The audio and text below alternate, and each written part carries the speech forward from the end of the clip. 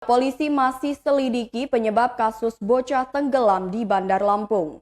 Polisi masih menyelidiki peristiwa tenggelamnya bocah berusia 6 tahun di kolam renang Pratama, Jalan Flamboyan Ujung, Kecamatan Tanjung Senang, Bandar Lampung beberapa waktu lalu.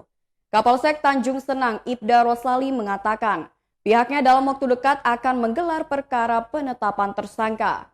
Menurutnya gelar perkara dilakukan di Satreskrim Polresta Bandar Lampung. Namun Roslali belum dapat memastikan kapan gelar perkara tersebut akan dilakukan. Yang jelas dalam waktu dekat ini.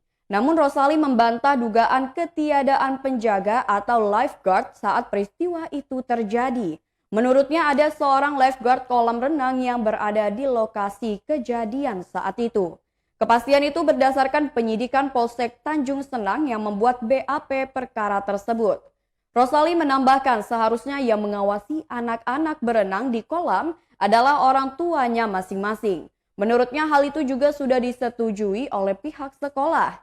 Disinggung adanya unsur kelalaian si orang tua, Roslali mengaku belum dapat memastikannya. Roslali mengatakan penyelidikan tersebut mengacu pasal 359 KUH Pidana.